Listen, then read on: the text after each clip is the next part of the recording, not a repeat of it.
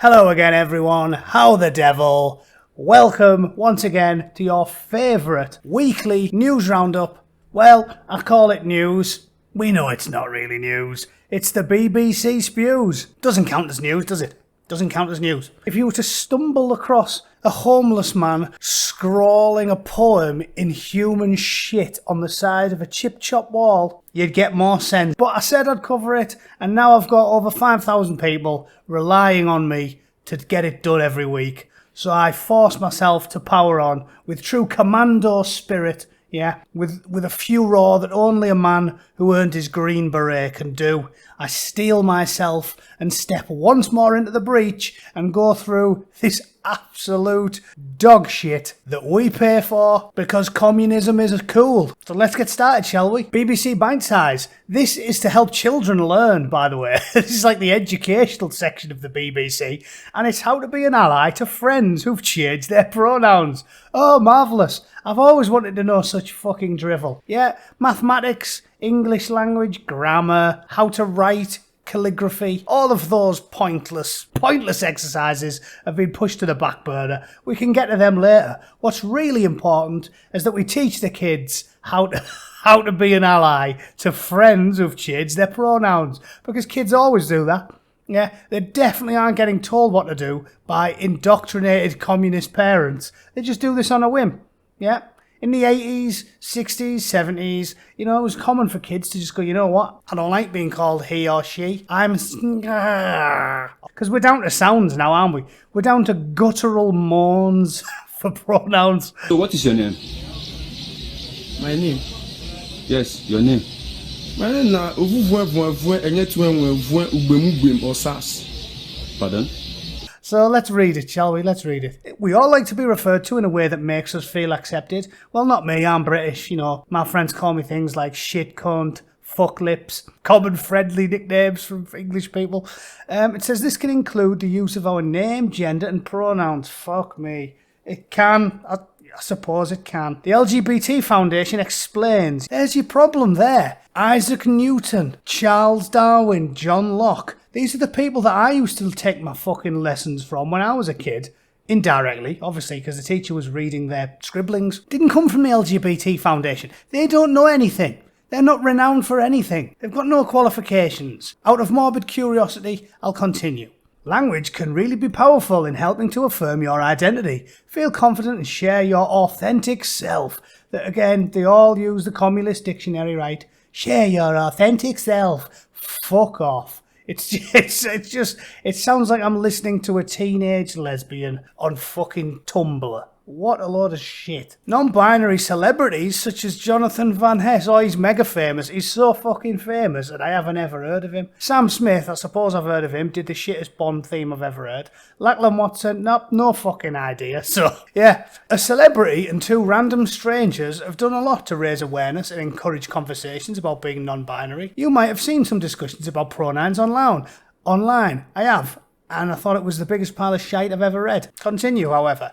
Using information from Stonewall, another sensible resource that we should be teaching children about, letting those academic geniuses at Stonewall tell everyone what's what. We've put together a quick guide to pronouns. Here are some tips and questions that can help you understand non-binary identities and what you can do. Hurrah! Pronouns take the place of noun in a sentence. No fucking shit. Hence the name, pronoun. I could put that one together if I was fucking 8. How does this relate to non-binary people? It's an umbrella term for people who don't fit comfortably into male or female categories. Yes, and the category is, ooh, look at me. Yeah, that's the category for non-binary. I've got no issue with the lesbians. I've got no issue with the gays.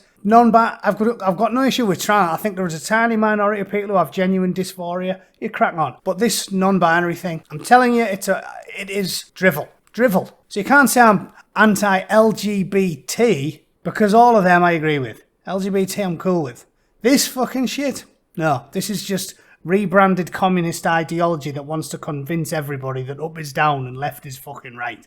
So no, I'm not anti-LGBT. I'm anti-fucking nonsense. Sam Smith, look at me. I haven't got enough fame. Everybody look at me. It says a common non-binary pronoun is using the pronoun they. You might be used to hearing this used as a plural pronoun, for example. When are we seeing them? but it has been used as a singular pronoun since 1375. Of course it has. Of course it has, yeah. That's why we're all so well aware of it. That's why in 1945, after the Second World War, everyone was walking around in the rubble going, where is them at? Who is they what? It doesn't make any fucking sense. Can you imagine if you've lost your fucking 8-year-old? Has anyone seen them? Them, it, who, why? The fucking English language is rolling over in its grave. It's reading this fucking drivel. It says, so there's nothing new. Yes it is. Yeah, stop rewriting the fucking history books. But there are other examples of pronouns which are more modern, such as neo-pronouns. These can include nyeh. Yeah, that's a good one. I like that. Nyeh. Have you seen? Nyeh. Also, nemonia. Also, V, as in V, vis, and ver. Or Z, as in Z, zem, and zia. That one I do agree with, but as long as you're German. The Germans. And a set of pronouns known as spivak. A-M-A. You can't help but laugh at this shit, can you? It's important to listen to what your friends use. Yeah, well, he and she. How to make everyone feel comfortable? Well, I'll tell you what. Comfort is a relatively new thing, yeah. For most of human history, we haven't been comfortable. We've been fucking tilling the fields, breaking our mentally retarded babies' necks, and generally living like fucking animals. So, it's a bit weird that you think that's some sort of God-given human right. We had to struggle for comfort. I don't think I have any legal obligation to make everybody feel comfortable. I shouldn't go around assaulting people or deliberately being mean, but it's not my job if you come up with a load of fucking nonsense that directly stems from a communist ideology because you're an idiot. It's not my job to make you feel comfortable about it. I don't have to do that. I can disagree with you. I can vehemently disagree with you. Politely but firmly say, take your head for a shit, you batty Marxist. So that's what I think of this fucking nonsense. Should we be teaching this shit to kids? Should we fuck? And then some nice links at the bottom. You can go to Stonewall, and apparently that'll make the kids definitely less likely to be mentally ill. Yeah, definitely will. We're not creating a ticking time bomb here, are we? We're not going to have fucking millions of suicidal, brainwashed, lunatic children wandering around in 10 years' time, are we? Thanks, BBC. Yeah, cheers. You're really doing the Lord's work, you cunt. Oh yeah, and I have to do this one. The BBC didn't report it the same way, so I'm going to put a guest appearance in by the Guardian. More or less the same thing this day and age, isn't it? The BBC and the Guardian. The Poppies got removed in the middle of a broadcast. Right, Poppy, if you haven't got one, buy one. It's fucking important, especially this year. It's important. They do a lot of good work. Do it. I'm foreign and I've got one, so no excuses. But Tim Davie told staff to avoid displays of bias. So it says, the wearing of commemorative poppies on BBC television channels has been newly weaponised in the wake of Director General Tim Davie's guidance on avoiding virtue signalling and political bias. His wider advice to refrain from campaigning and even the use of emojis has prompted ridicule from broadcasters including Hugh Edwards. Mark Mardell left his job after 30 years at the BBC, promising to tweet a weeping emoji, and by the Radio 5 live presenter Neil Arantanyake, who tweeted, looks like I won't be calling racists rude words anymore. Racists. Again, they say it like there's one in every bush. Like Britain spawned the Ku Klux Klan in the 1990s, and they're fucking everywhere. Everywhere. Millions and millions of them. When in actual fact, almost nobody is a fucking racist, because it's illogical. Everyone grows up with people that don't look like them and nobody fucking cares other than this weirdo cabal, weirdo race-obsessed cabal of fucking communists who seem to run the fucking airwaves. It's ridiculous. I'm sick of hearing about it. You never used to hear about it in the 90s, and are we objectively more racist in 2020 than we were in 1992? I don't fucking think so. It says this year the BBC has suggested poppies may be worn on screen by those who wish to do so. Yet campaigners who oppose red poppies as outdated symbols that honour the legacy of violent conflicts. Fuck off. The poppy is universal, could be worn by anyone. Anyone. We all bleed red. Doesn't matter whether your granddad was a Sikh or an Indian or a Buddhist or a Jew or a fucking pasty blue-eyed hairy arsehole like me. It's unbelievable. It is not an issue. Johnny Mercer, who I don't like at all, he obviously thought he could get some political capital out of it and said, oh, wearing a white poppy is attention-seeking rubbish. I suppose I'll agree with this silly bastard for once. Says, wearing poppies is an act of remembrance. Of course it is. I couldn't find a good story about it in print. But yeah, Alex Belfield covered it. It definitely happened. They started the show wearing them, as we see here in this image. And then 5 minutes later, they didn't have them on. It's absolutely disgraceful and despicable. And the BBC, as I've been saying for fucking months, why I started slagging them off a year ago, the BBC are an absolute disgrace. They should be defunded instantly. They're not working on the behalf of the British public to pay their wages. They are criminally biased. And most importantly of all, the journalism is shoddy. The people they employ are morons, and they don't seem to have any clue what the fuck they are doing. If both of those BBC presenters burst into flames on camera and then one of them shrieked, "It's a tad warm in here," I wouldn't believe them. I wouldn't believe them. That is how shit the BBC are. Moving on. Britain's gone back into lockdown again. I won't talk about it too much because I'm fucking sick of talking about lockdown for every day for the last fucking 9 months. Let's just say this, right? You're all aware of the news. You can read the fucking story. We're doing it for another month because we passed 1 million COVID-19 cases. It suggests the UK was on course for a much higher death toll than the first wave. The documents are wrong. Neil Ferguson was wrong. The modelling was wrong. We know it is wrong. It's not just my opinion. That's what fucking happened. So let's just hold our hands up and say, we're doing this because of the opinions of a minority. They go, follow the science, the science. For every scientist who agrees with it, I'll find you one that disagrees with it. It's fucking ridiculous. And what we do know is the coronavirus has killed 46,000 people, but other illnesses have killed more. We know this for a fact. I've discussed it in other videos. Stillborn babies, heart disease, cancer, strokes, fucking diabetic comas, asthma, fucking suicide, addiction, battered wives, molested children, fucking you name it. It's all gone up because of the lockdown. But because governments are always myopic, doesn't matter who's in charge, they only care about the next 12 months because all they care about is the next fucking election that's running up. Local elections, council elections, general elections, they only think that far ahead. So they don't care that the lockdown's going to kill far more people than that paltry 46,000. All they care about is minutiae, their myopic worldview. They care about next year, not a decade down the line. So they're putting you in lockdown, even though it doesn't make sense, and they're killing more people. Just be aware of it. Not my opinion to fucking judge. I've already said my piece. Let's just put it down to that, and any of you silly bastards in the comments can go, oh, you don't know what you're talking about. We'll see who's right. We will see who's right. I keep saying it. Eventually the truth will come out, the numbers will get crunched, and I guarantee in 4 or 5 years' time, they're going to crunch the numbers and say, holy fucking shit, the amount of people we killed with lockdown is in the millions. So I'll just leave it at that, shall I? Yet another fucking shooting in France. It will never end. In Lyon, Orthodox priest got shot, fucking wounded in Lyon. They said the suspects fled the scene. 3 others were killed in a knife attack at a church in the French city of Nice. And fucking hell, I've talked about it loads. A couple of weeks earlier, Macron talking about this stuff. It will never, ever end. It won't end until they grasp the nettle and fucking force these people out. And don't even start me on, I'll be repeating myself a little bit because I covered this yesterday. The response to that teacher getting his head lopped off was this shit show.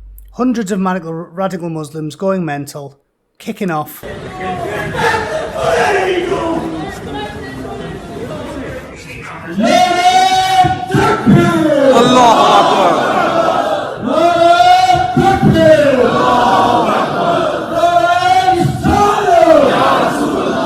Right? Chanting about respect after some fucking poor bastard's just had his nut chopped off. It is unacceptable on every fucking level. We can have an intelligence-led operation, check the phones, laptops, computers, and the fucking dressing tables of all of the people that were there, and I guarantee you will get enough evidence to charge 90% of them. They're not moderate Muslims, they are full-blown extremists, and shithouses like Priti Patel should do something about it. It is absolutely unacceptable. They will kill children in the future. We know they will, so get to work. Knock on the doors, round them fucking up. Anyone who's broken the law, anyone who's got any extremist material, lock them up if they were born here, deport them if they weren't. If it doesn't happen and any one of them goes on to kill kids in the future, there is blood on the hands of the fucking Home Secretary, and we should fucking do something about it. It is unacceptable that we just let that go on after some poor bastards just had their head chopped off. Unacceptable. Not the type of thing you can make jokes about, is it? The US election's on Tuesday, right? Everyone's talking about it. You know, I'm not going to talk about it too long. BBC's done a fucking video, what Latino first-time voters want. Because, again, it's the BBC, so they think anyone who happens to be fucking Mexican or have parents that were from South or Central America or Mexico, they all think the same, yeah? They all look alike, so fuck it, they all think the same, right? Liberal, that's progressive. Yeah, tolerant, progressive. They all fucking look alike. They all think the same. They're all politically identical. So let's do a piece about what they all want, yeah? What Latinos want. The fact they don't see the irony in any of these headlines is laugh out loud funny. So, yeah, Latinos are all the same, according to the BBC. Don't look at me. I didn't fucking say it. It was the BBC. They think they're all like the fucking Borg. US election, we ask this Borg Cube what it thinks. Sean Connery kicked the bucket. He was a fantastic actor. If anyone hasn't seen The Rock, I suggest you do so. It's a fucking absolute classic. If only for the fact that a geriatric knocks fuck out of about 10 Navy SEALs. It's ridiculous, but brilliant. I didn't like his politics very much though. He was a well-known fucking SNP dickhead. So, yeah, there's one less voter to worry about. I'm kidding. You shouldn't joke about a death. He had a good run, didn't he? 90. Can't say fairer than that. I'll let Sir Sean rest in peace. What else was good this week? Here's a very British headline: 3 men rescued from a tumble dryer. Yeah, that's national news in England. Some things never change. It said 3 men had to be rescued by firefighters after getting stuck in a tumble dryer in a derelict laundry, after they crawled into the industrial-sized dryer and the third man's ankles became trapped in the door. So there you go. Arduous conditions. like they were climbing Scarfell in winter. Yeah, don't climb into tumble dryers. Anyone listening who's thinking of a thrilling weekend climbing in industrial washing equipment, yeah, don't do it. It can result in arduous conditions. So yeah. Now you know. An American hostage got rescued by US Special Forces. That's fucking cool, isn't it? Trump is killing it. Killing it.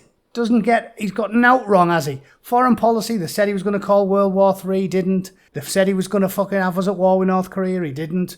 He's broken a peace deal in the Middle East. And now, hostage rescued successfully in Niger. No casualties on the side of the Americans. And Donald Trump praised the elite Special Forces. Big win for our boys. Details to follow. Fantastic news. Donald is killing it. The Orange God is killing it, and I remain convinced, because my lying eyes have told me, that he isn't fucking losing to Biden by 10 points. If he doesn't win, it'll be fucking close. I think he can pull it off because the polls lie, the mainstream media lies, the communists lie. They're all borrowing out of China's playbook now. CNN lie, MSNBC lie, Fox News lie. But they don't censor as aggressively as big tech and the MSM. So I don't believe the polls. I don't believe it's as close as they say it is. And I think anything can happen. I reckon Donald's in with a fighting chance. I'm looking forward to it.